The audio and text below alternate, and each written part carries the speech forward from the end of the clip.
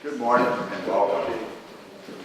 I just want to say, first of all, thank you for all of the good work that you are doing on this topic of the Quindaro ruins and what it means not only for Kansas City, Kansas and Wyandotte County, not only what it means for Kansas and for the state of Missouri, but what it really means for the nation, and even beyond that, what your research will find, what your research and discussion will discover and uncover about what this means for us as human persons.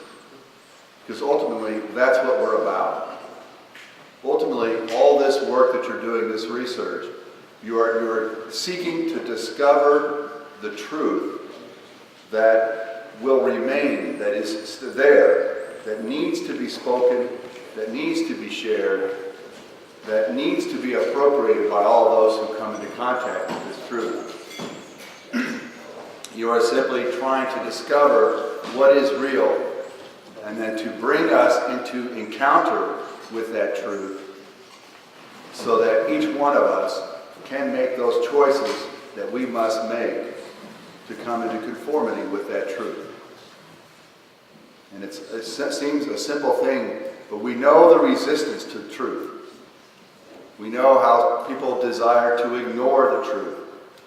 We know how people desire to avoid the truth.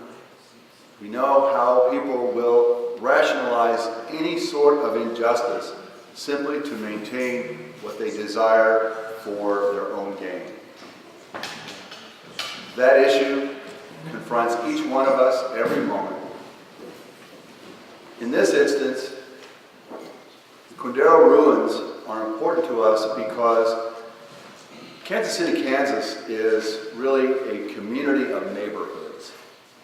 There's not one single neighborhood in Kansas City, Kansas. There are multiple neighborhoods representing and enriching us with many different ethnic groups and racial groups.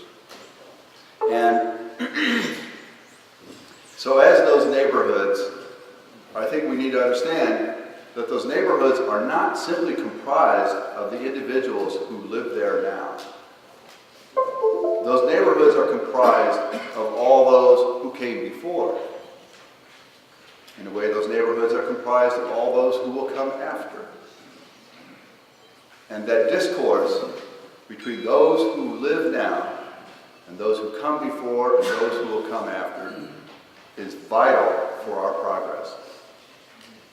I like to tell the story in my own family, on my dad's side of the family. We were well represented by slave owners and by free state. My grandfather on my father's side was a man by the name of Andrew Alvey. And he settled, first of all, at the Shawnee Indian Mission. And he and his wife worked with the Native Americans at the Shawnee Indian Mission. He is a baker and she is someone who sewed. And then eventually he bought his own ovens and built a bakery in what is now Westport in the 1830s. In fact, if you go, you can see Isley's Bakery is on the tour of Westport. But he owned 2 plantations in Missouri. He raised his own grain. He had friendships with Anheuser at the time from St. Louis, who was also a German Lutheran who traded in yeast. So that's how the Anheisers got into brewing. And during the Civil War, he lost his bakery because back and forth Union and pro-slavery forces fought over and requisitioned his goods. And yet his daughter married a free state man who fought in Eudora to relieve a family that was holed up in their cabin because they were being attacked by redlegs from Missouri. And so even then, there was coming together of the North and the South. So the battle continues on. We saw just about a month ago the statue of John Brown being defaced. And so as soon as it was defaced, one of our own police officers step forward on his own time and clean the statue. This is going to continue on into the future. This battle between those who seek their own interest at the expense of the dignity of others will continue on. So this conversation is important to us. And I want to thank you for continuing this and bringing this. If we can establish Quindaro as a vital center for discussion about slavery, the slave trade, the dehumanization of an entire people simply on the basis of the color of their skin, then that truth will continue to speak to those who come and visit. And bit by bit, day by day, the truth will win out. It will take hold, and it will establish itself. And I believe this, if that is not true, if we cannot trust and believe that the good, the true, the beautiful will eventually win out, then all of our efforts are in vain.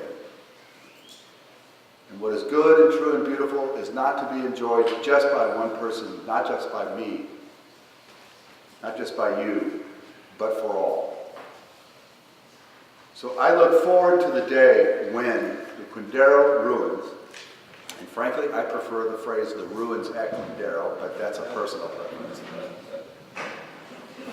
But if the ruins at Quindaro can be that center for discussion, to be a place that speaks the truth to all those who visit, that requires us to encounter it and integrate it, then we will make progress. We will, day by day, step by step, move closer to the time when all of our community lives in and on the truth. Thank you for coming.